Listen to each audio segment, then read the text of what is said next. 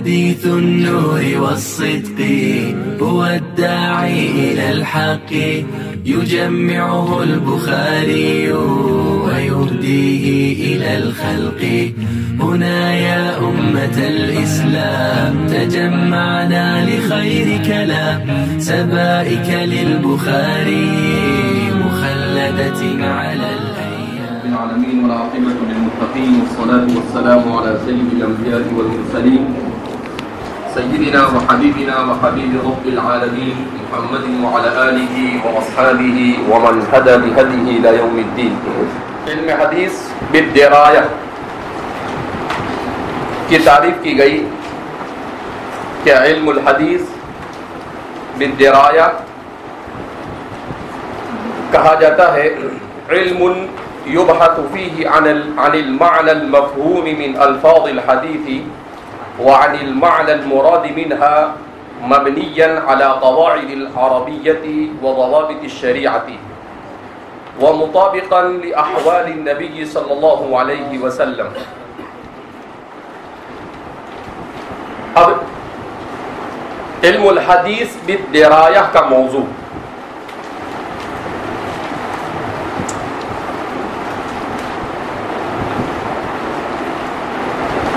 علم الحدیث بالدراية کا موضوع ہے احادیث الرسول صلی اللہ علیہ وسلم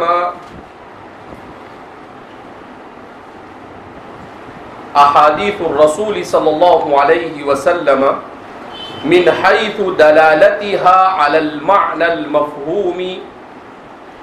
احادیث الرسول صلی اللہ علیہ وسلم من حيث دلالتها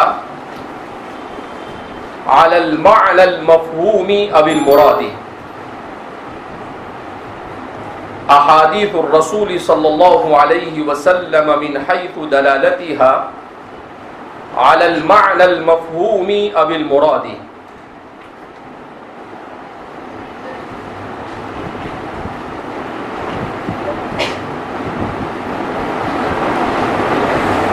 علم الحدیث بالدراية کا موضوع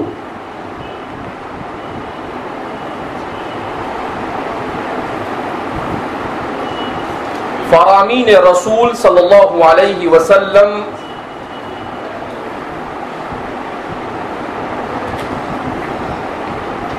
اس کے معنی مفہوم اور مراد پر دلالت کرنے کے اعتبار سے. فرامین رسول صلی اللہ علیہ وسلم اس کے معنی مفہوم اور مراد پر دلالت کرنے کے اعتبار سے.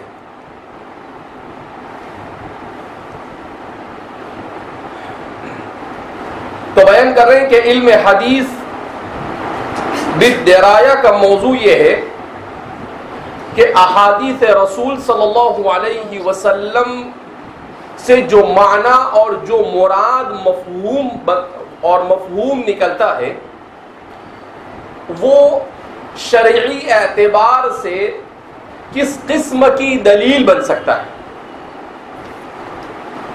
اس سے وجوب ثابت ہوگا, اس سے فرضیت ثابت ہوگی, اس سے استحباب ثابت ہوگا, یا اس سے کیا ثابت ہوگا. تو کہا اسی دلالت کے معنی سے مفہوم حدیث اور اس کے معنی سے دلالت کیا ہوگی. اس لیے کہ علم الحدیث بالدراية کا موضوع جیسا کہ گزشتہ کل بتلایا گیا یہ متن حدیث ہے. کیا ہے متن حدیث؟ اور متن حدیث جب اس کا موضوع ہے تو متن کے پڑھنے کا مقصد کیا ہے؟ تو کہا کہ متن کے پڑھنے کا مقصد ہے اس پر عمل کرنا. اب جب اس پر عمل کرنا مقصود ہے تو عمل کرنا اس وقت ممکن ہوگا جب کہ حکم کو معلوم کیا جائے. کس کو معلوم کیا جائے؟ حکم کو. اس لیے کہ ایسا نہیں ہے کہ شریعت میں ہر چیز فرض ہے. اگر قرآن اور حدیث سے صرف اور صرف ایک حکم ثابت ہوتا تب تو کوئی مسئلہ نہیں تھا. مگر قرآن اور حدیث کے جو احکام ثابت ہوتے ہیں وہ کبھی فرض ہوتا ہے, کبھی واجب ہوتا ہے, کبھی سنت ہوتا ہے, کبھی مکروہ ہوتا ہے، کبھی حرام ہوتا ہے، کبھی مباح ہوتا ہے. تو یہ 6 چیزیں ثابت ہوتی ہے. تو ان 6 چیزوں میں سے کس حدیث سے کون سی چیز ثابت ہو، یہ گویا کے موضوع ہے. ما یبحث فیہ عن عوارضہ الذاتیہ، یہ علم الحدیث بالدرایا کا موضوع ہے. یہ علم الحدیث بالدرایا کا موضوع ہے. جیسے نبی کریم صلی اللہ علیہ وسلم نے کہا صلو کما رأیتمونی اصلی. تو اس سے کیا معلوم ہوا کہ نماز کو نبی کریم صلی اللہ علیہ وسلم کے طریقے کے مطابق پڑھنا ضروری. اب یہاں پر سوال پیدا ہو کہ کیا صلو جو حضور نے فرمایا اس سے وجوب ثابت ہوگا، سنیت ثابت ہوگی، استحباب ثابت ہوگا، کیا ثابت ہوگا؟ تو اب جاننا پڑے گا کہ ایک ہے نماز کو اس کے فرائض کے ساتھ ادا کرنا، اور دوسرا ہے نماز کو اس کے سنن اور مستحبات کی رعایت کے ساتھ ادا کرنا. تو نماز کو صرف اس کے فرائض کے ساتھ ادا کرنے سے وہ ذمے سے ساقط ہو جاتی ہے، وہ ذمے سے کیا ہو جاتی ہے. لیکن نماز کو سنتوں اور مستحبات کی رعایت کرتے ہوئے ادا کیا جاوے تو اس صورت میں نماز تام اور مکمل ہوتی ہے. تو اس کا مطلب کیا ہوا؟ صلو کما رأیتمونی اصلی سے فرضیت ثابت نہیں ہوگی. کہ اگر فرضیت ثابت کرے تو اس صورت میں کیا ہوگا کہ اگر ہماری نماز ذرہ برابر بھی نبی کریم صلی اللہ علیہ وسلم کی نماز سے مختلف ہے تو نماز صحیح نہیں ہوگی. اگر رکوع حضور کے رکوع کی طرح نہیں ہے، اگر سجدہ رسول اللہ صلی اللہ علیہ وسلم کے سجدے کی طرح نہیں ہے، تو کہیں پر بھی ذرا بھی اختلاف ہوا تو اس صورت میں کیا ہوگا؟ نماز ہوگی نہیں. اگر یہاں سے آپ کیا ثابت کریں تو فرضیت کو ثابت کریں تو اب فرضیت ثابت نہیں ہوگی، کیا ثابت ہوگا؟ سنیت ثابت ہوگی کہ اعلیٰ طریق الرسول نماز کا ادا کرنا یہ سنت ہے. تو معلوم کیا ہوا کہ یہاں پر امر وجوب کے لیے نہیں بلکہ امر سے استحباب اور سنیت ثابت کہ مفید نماز اس وقت بنے گی جبکہ رسول اللہ صلی اللہ علیہ وسلم کی نماز کے مطابق ہو، ورنہ ذمے سے ساقط ہوگی، اس پر کوئی ثواب وواب ملے گا نہیں. تو اس سے کیا معلوم ہوا کہ عربی زبان چونکہ بڑی وسیع زبان ہے اور اس زبان کی وسعت کی وجہ سے آسانی کے ساتھ صرف ایک حکم کو ثابت نہیں کیا جاتا ہے، بہت سارے احکام کا استخراج کرنا ہے. تو اس کے لیے سب سے پہلے معنی و مفہوم کو سمجھنا ہوگا اور پھر اس کو وہ کیسے دلیل بن سکتا ہے اسے سمجھنا ہوگا، تب جا کر وہ بات کیا ہوگی؟ سمجھ میں آئے گی. اسی لیے فرماتے ہیں کہ ایک ہے علوم شرعیہ اور دوسرے ہیں علوم عالیہ. علوم شرعیہ اور علوم عالیہ یہ کل 6، یہ کل کتنے ہیں؟ 6. نمبر 1 تفسیر، نمبر 2 حدیث، نمبر 3 فقہ، نمبر 4 اصول تفسیر، نمبر 5 اصول حدیث اور نمبر 6 اصول فقہ. تو 3 اور اس تینوں کے اصول، ان 6 کو کیا کہا جاتا ہے؟ کیا کہا جاتا ہے؟ علوم شرعیہ عالیہ. علوم شرعیہ عالیہ، ان کو خاص طور پر ہمارے درس نظامی میں پڑھایا جاتا ہے. اس کے لیے پورا درس نظامی مرتب کیا گیا اور انہی کے ذریعے سے مکمل شریعت کو سمجھا جا سکتا ہے. اور اس کے علاوہ جتنے بھی علوم ہیں یہ تمام کے تمام علوم کس قبیل سے ہے؟ یہ عالیہ کے قبیل سے ہے. عربی ہے، نحو ہے، صرف ہے، بلاغت ہے، بیان ہے، منطق ہے، فلسفہ ہے. تو جتنی بھی چیزیں ہیں یہ سب کے سب عالیہ کے قبیل سے. اب کوئی کہے کہ عقائد تو اس میں آیا نہیں.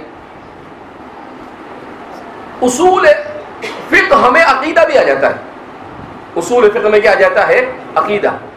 بعد میں چل کر اس کو الگ کر لیا گیا، ورنہ وہ اصول فقہی کا ایک حصہ ہے، فقہ اور اصول فقہ. اسی لیے امام ابو حنیفہ نے فقہ کی تعریف کی ہے معرفت النفس ما لها وما علیہا. تو اس میں سب آ گئے، یہ 6 کے 6 علوم اور علوم عقائد سب آ جاتے ہیں. تو عقائد اس کے اندر میں شامل ہے، اس سے الگ نہیں ہے. فقہ اور اصول فقہی کا ایک حصہ ہے. تو اس کے علاوہ جتنے بھی علوم اب پڑھائے جا رہے ہیں یہ عالیہ اور عالیہ. تو اب آپ دیکھ رہے ہیں کہ 3 قسم کے علوم اصول سے تعلق رکھتے ہیں. یہ اصول کیوں پڑھائے جاتے ہیں؟ دلالت کو سمجھنے کے لیے کہ قرآن اور حدیث کو جب پڑھ رہے ہیں تو ہم اس سے کس چیز کو کس طرح سے مستدل کر کر فرضیت، وجوب اور سنیت وغیرہ کو کیا کرے، ثابت کرے. تو بہرحال تو علم حدیث کا موضوع یہ ہے کہ اس کے معنی اور مفہوم یہ کون سے حکم پر دلالت کر رہا ہے، اس تک پہنچنا یہ علم حدیث بالدراية کا موضوع ہے. یہ علم الحدیث بالدراية کا کیا ہے، موضوع ہے. اس کے بعد ہے علم حدیث کی غرض و غایت. علم الحدیث بالدراية کی غرض و غایت.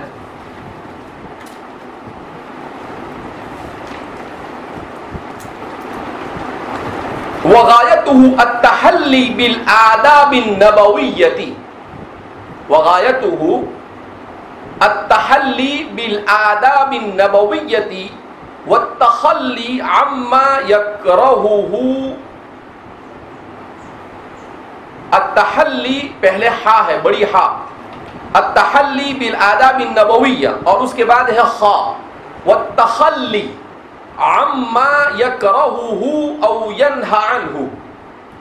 والتخلی عما یکرہہ او ینہا عنہ.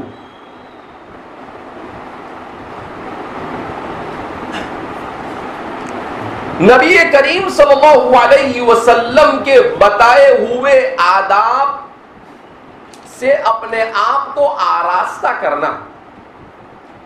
نبی کریم صلی اللہ علیہ وسلم کے بتائے ہوئے آداب سے اپنے آپ کو آراستہ کرنا.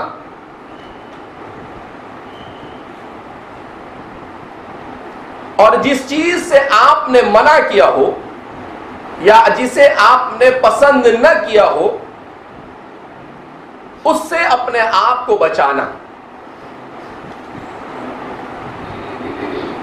نبی کریم صلی اللہ علیہ وسلم نے جو آداب شرعیہ بیان کیے ہیں ان آداب سے اپنے آپ کو آراستہ کرنا، اور جن چیزوں سے آپ نے روکا یا جنہیں آپ نے پسند نہیں کیا ہے ان سے اپنے آپ کو بچانا. یہ ہے غایت علم الحدیث بالدراية. اس کو اور آسان انداز میں سمجھا جا سکتا ہے. حضرت مولانا سعید صاحب پالنپوری نور اللہ مرقدہ اس کو فرماتے ہیں کہ علم حدیث بالدراية کی غایت کیا ہے. کہاں اس کو 2 لفظ میں سمجھ سکتے ہیں. وہ کیا ہے؟ تو فرماتے ہیں التأسی بالرسول والتشریع. التأسی بالرسول والتشریع کیا مطلب؟ کہ نبی کریم صلی اللہ علیہ وسلم کو اسوہ حسنہ تسلیم کرنا اور اسلامی قانون کے لیے احادیث مبارکہ کو مصدر اور مرجع تسلیم کرنا. اسلام کے قانون اور اسلامی قانون اور اسلامی دستور یہ بنتا ہے احادیث مبارکہ سے. یہ کس سے بنتا ہے؟ احادیث مبارکہ سے. تو اس لیے کیا فرماتے ہیں؟ التأسی والتشریع، حضور کو اسوہ بنانا، والتشریع اور اسی کے ساتھ فرماتے ہیں کہ اسے قانون ساز تسلیم کرنا. مختصر الفاظ میں کیا بول سکتے ہیں؟ اسے قانون ساز تسلیم کرنا. اس لیے کہ احادیث مبارکہ اس میں گویا کہ قرآن کریم کی تفسیر ہے اور دفعات کو بیان کیا جاتا ہے. کس کو بیان کیا جاتا ہے؟ دفعات کو بیان کیا جاتا ہے. اسی لیے اہل سنت والجماعت کے نزدیک مصادر شریعہ یہ 4 ہیں، مگر اسے کیسے بیان کرتے ہیں؟ اصول شریعت بنیادی طور پر شریعت کے مصادر یہ 3 ہیں. بنیادی طور پر شریعت کے مقاصد کتنے ہیں؟ 3 ہیں. کتاب اللہ، سنت رسول اللہ اور اجماع امت، یہ تین ہے. اور پھر چوتھے نمبر پر قیاس، یہ تکمیلہ کے طور پر ہے، یہ اصل نہیں ہے بلکہ یہ تکمیلہ کے طور پر ہے. اس طرح سے یہ چار بنتے ہیں. اسی لیے صاحب المنار نے تین کو بیان کیا اور اخیر میں قیاس کو بیان کیا کہ پھر ان تینوں کو استعمال کر کر قیاس کا استعمال کیا جاتا ہے، ان تینوں کے ذریعے سے قیاس کیا جاتا ہے. تو اس طرح سے کہا یہ چار چیزیں بنتی ہے. تو اصل تو تین ہی ہے، کتاب اللہ، سنت رسول اللہ اور اجماع امت. اور پھر اس کے بعد چوتھے نمبر پر ان تینوں ہی کو سامنے رکھ کر قیاس کے ذریعے سے جدید مسائل کو کیا کیا جاتا ہے، حل کیا جاتا ہے. تو فرماتے ہیں کہ احادیث رسول صلی اللہ علیہ وسلم کی حیثیت چونکہ تشریع کی ہے اور تأسی کی ہے. تأسی کا مطلب کیا ہے کہ اللہ کے رسول صلی اللہ علیہ وسلم کو اپنے لیے نمونہ تسلیم کرنا، اپنے لیے آئیڈیل تسلیم کرنا. آج کی دنیا میں بسنے والا انسان یہ کرکٹر کو آئیڈیل بناتا ہے، یہ ہیرو کو آئیڈیل بناتا ہے اور اوباش قسم کے لوگوں کو آئیڈیل بناتا ہے. نبی کریم صلی اللہ علیہ وسلم نے اشراط الساعہ کے ذیل میں اس کو بیان کیا کہ قیامت سے پہلے ایسا زمانہ آئے گا کہ شرار الخلق جو ہوں گے وہ سیلیبریٹی بن جائیں گے، ناچنے اور گانے والے کیا بن جائیں گے، سیلیبریٹی بن جائیں گے. سیلیبریٹی کا مطلب کیا ہے، اہم شخصیت. سیلیبریٹی کا مطلب کیا ہے، اہم شخصیت، یعنی ان کو ملنے اور ان کو دیکھنے کے لیے لوگ ان کے پیچھے لگ جائیں گے. تو اللہ کے رسول صلی اللہ علیہ وسلم نے بالکل صحیح فرمایا، آج یہی صورتحال ہے. جبکہ تأسی یہ وہ نہیں ہے بلکہ اسوہ مسلمان کے لیے سوائے نبی کریم صلی اللہ علیہ وسلم کے اور کوئی نہیں ہو سکتا ہے. قرآن کریم میں اللہ فرماتے ہیں لقد كان لكم في رسول الله اسوة حسنة، لقد كان لكم في رسول الله اسوة حسنة. قرآن کریم پورے زور کے ساتھ بیان کرتا ہے، لام بھی لاتا ہے تاکید کے لیے، قد بھی لاتا ہے تحقیق کے لیے. فی رسول اللہ اسوة حسنہ، کہ تمہارے لیے اللہ کے رسول ہی اسوہ حسنہ ہے. تحقیق کے تمہارے لیے اللہ کے رسول ہی اسوہ حسنہ ہے. اس کا مطلب کیا ہے کہ مومن اور مسلمان کے لیے ذات رسول کے علاوہ کوئی دوسرا آئیڈیل بھی نہیں بن سکتا ہے اور اسوہ اور نمونہ بھی نہیں بن سکتا ہے.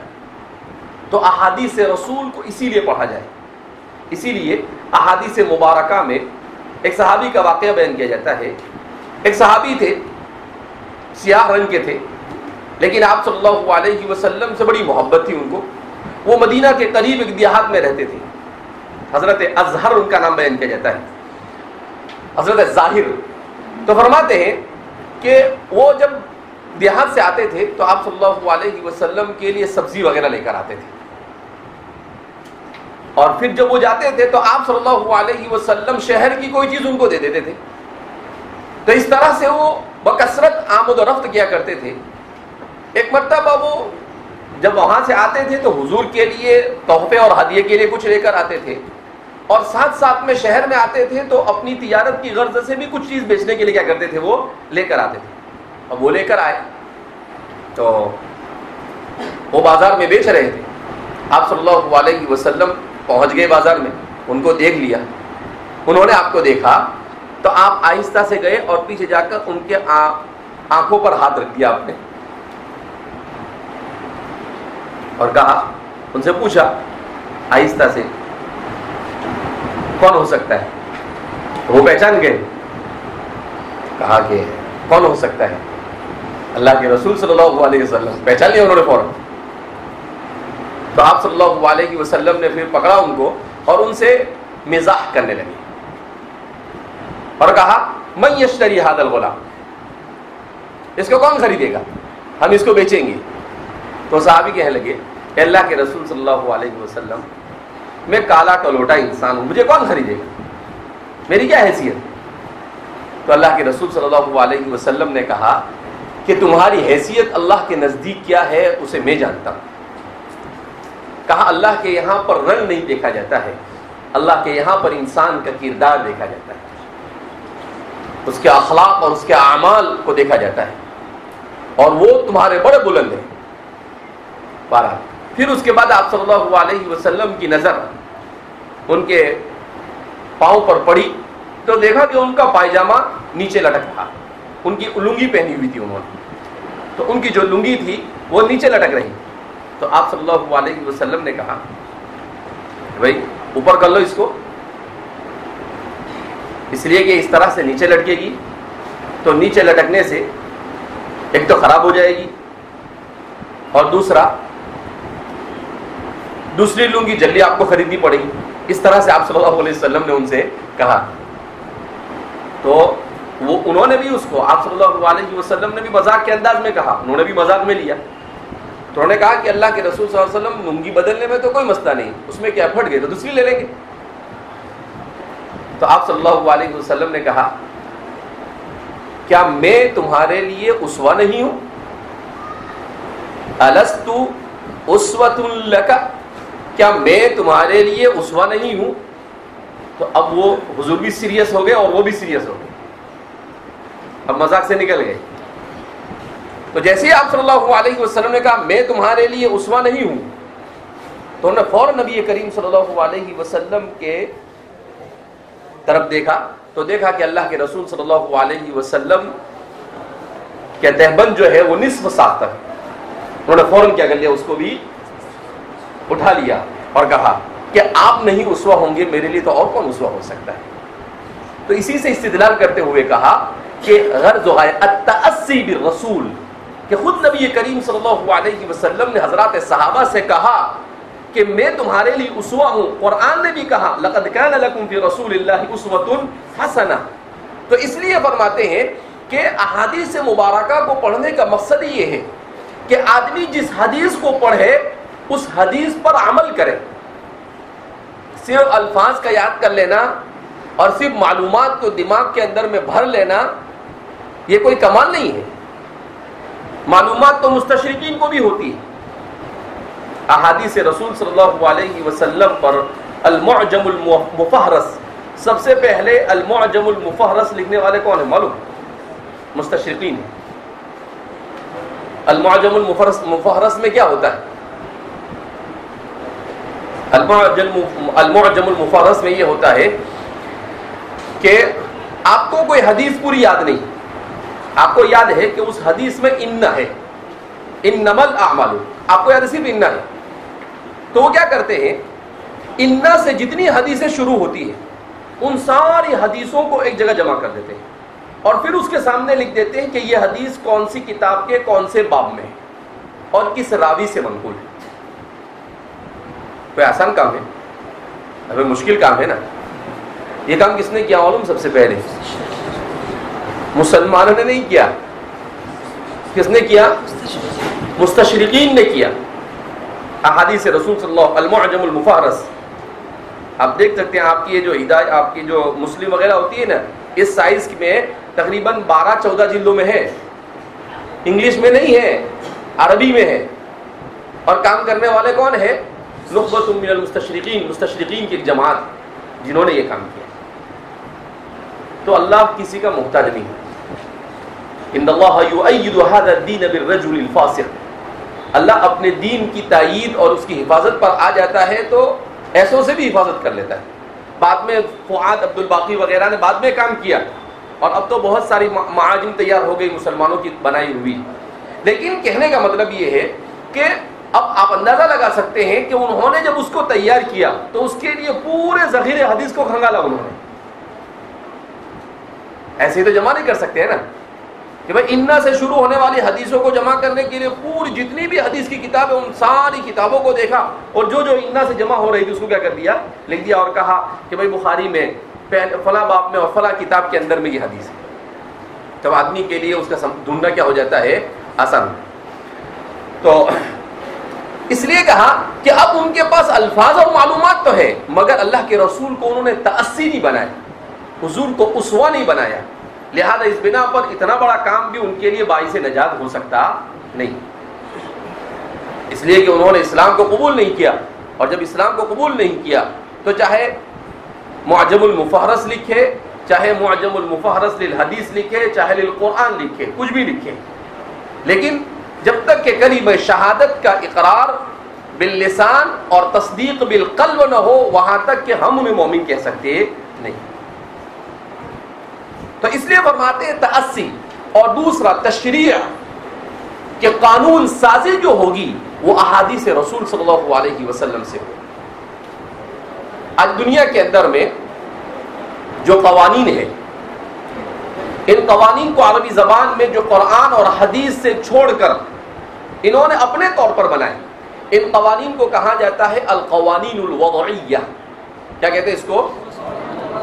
جس کا اردو زبان میں ترجمہ کرتے ہیں خود ساختہ قوانین. انسانوں کے بنائے ہوئے قوانین, چاہے وہ ہندوستان کا دستور ہو, چاہے وہ پاکستان کا دستور ہو, اور چاہے وہ کہیں کا بھی دستور ہو. تو جتنے بھی دستور اس وقت دنیا کے اندر میں ہیں ان دستوروں میں کیا ہے, صرف انسان کی اپنی عقل پر بھروسہ کیا گیا, انسان کے اپنے تجربات پر بھروسہ کیا گیا. مسلمان کے لیے سب سے بڑا دستور یہ احادیث رسول صلی اللہ علیہ وسلم کہ پوری تفصیل کے ساتھ ہر چیز کو اس میں کیا کر دیا گیا ہے, بیان کر دیا گیا. تو کہا کہ احادیث رسول اسی لیے دستور ہے. اسی لیے ہم جو پڑھتے ہیں فقہ, ہدایہ جو پڑھائی جاتی ہے, قدوری جو پڑھائی جاتی ہے, یہ سب کیا ہے؟ یہ دستور اسلام ہے. یہ کیا ہے؟ ہم اس کو فقہ کہتے ہیں لیکن حقیقت میں کیا ہے؟ وہ اسلام کا دستور ہے. ارے بھائی کس کا؟ اسلام کا دستور ہے کہ انسان صبح اٹھنے سے لے کر رات میں سونے تک انفرادی اور اجتماعی زندگی میں کس طرح سے رہے. اسی لیے آپ دیکھتے ہیں نا نور الازا کو آپ پڑھیں گے تو نور الازا میں سب سے پہلے استنجا کا بیان ہے, استنجا کے احکام بیان کیے گئے, کیسے استنجا کرنا وہ بھی سکھایا گیا, ہر چیز کو بیان کیا گیا.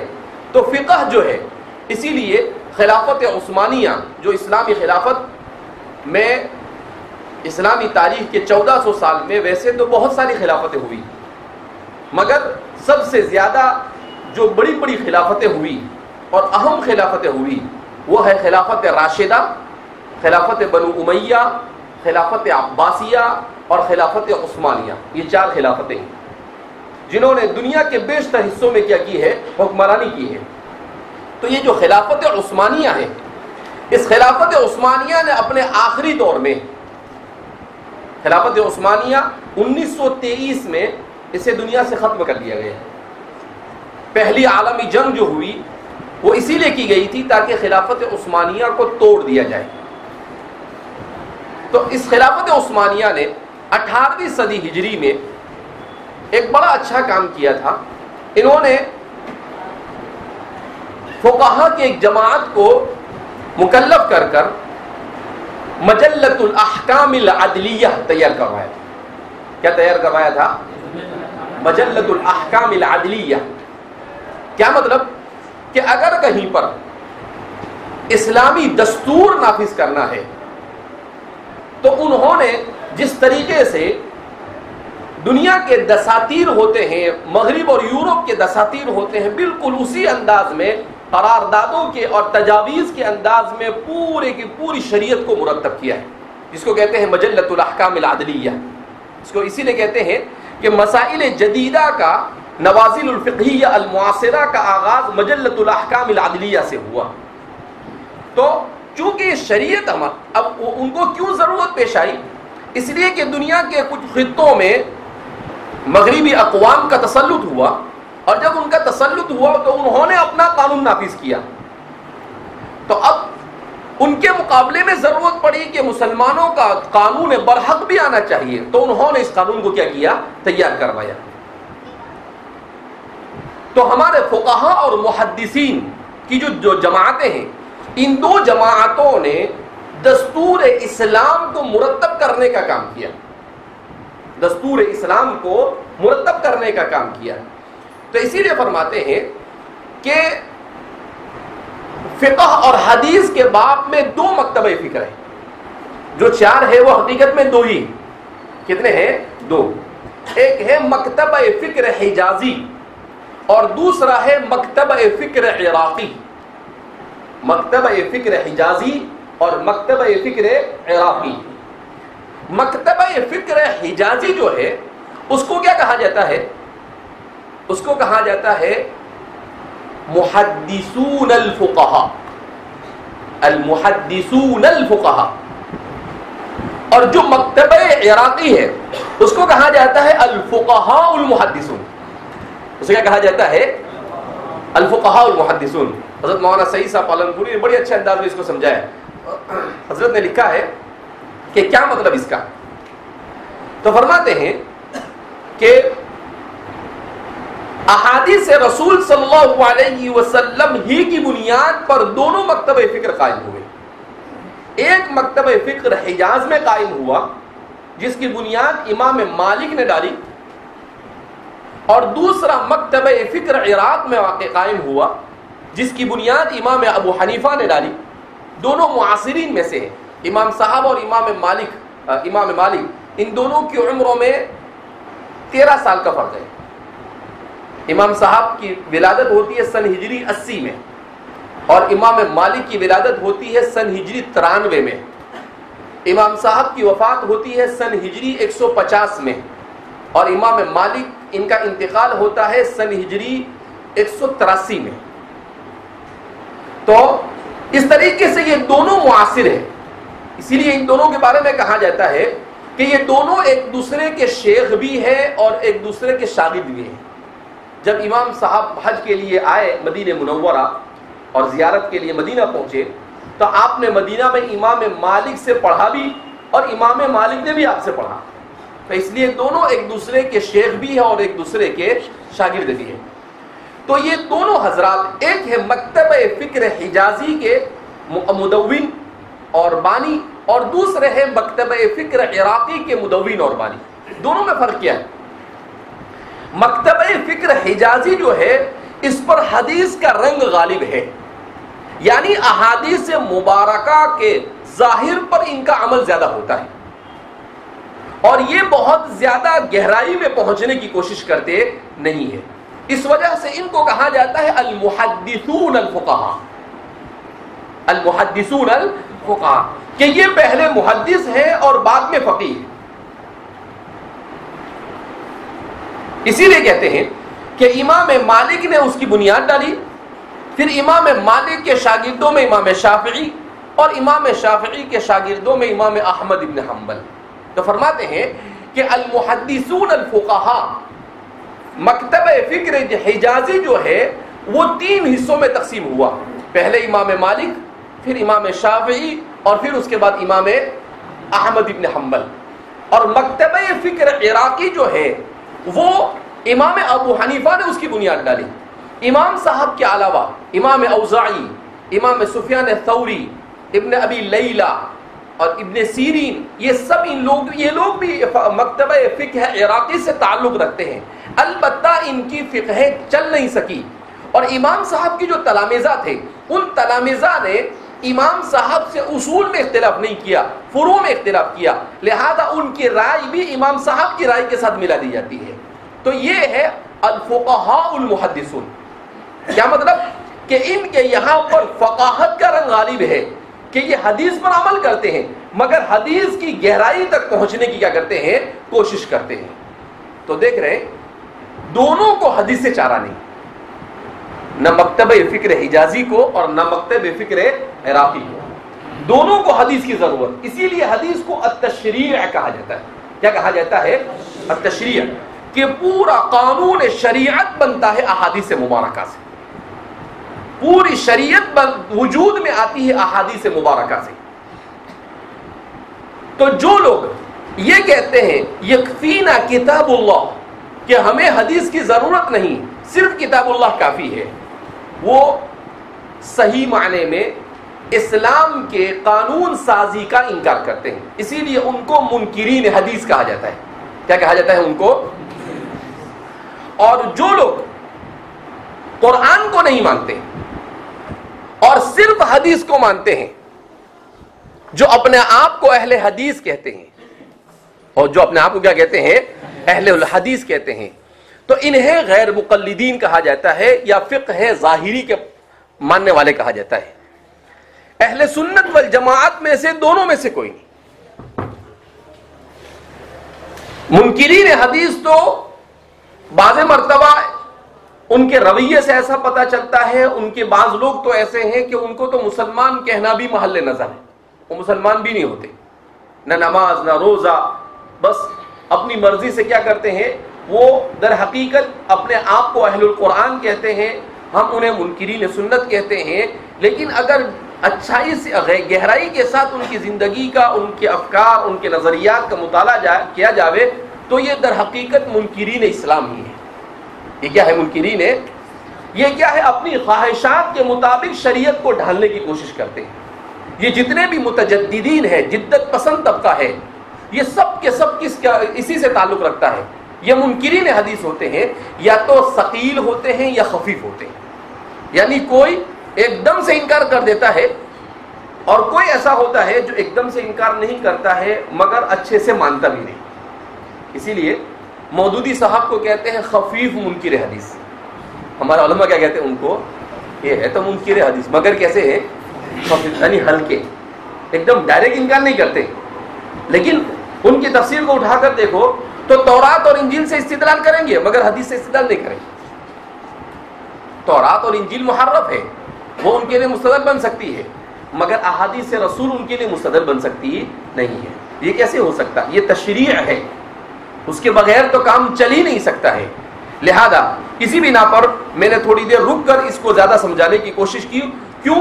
اس لیے کہ احادیث مبارکہ کو جو پڑھا جاتا ہے، اس پڑھنے کا مقصد یہ ہے کہ شریعت کی تشریع کو سمجھا جانا، اور شریعت کی تشریع کو سمجھنے کے لیے ہم صرف ہمارے فقہا اور ہمارے شارحین حدیث نے معتزلہ کو بیان کیا، کرامیہ کو بیان کیا، جہمیہ کو بیان کیا، صرف ان کی رائے ہم بتا دیں گے تو وہ تو اپنے نام کے ساتھ آج رہے نہیں.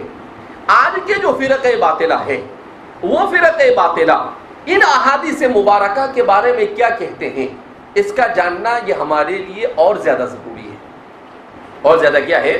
ضروری. اسی حضرت مولانا سعید صاحب پالنپوری نے لکھا ہے کہ ہمارے طلباء یہ مطالعہ نہیں کرتے،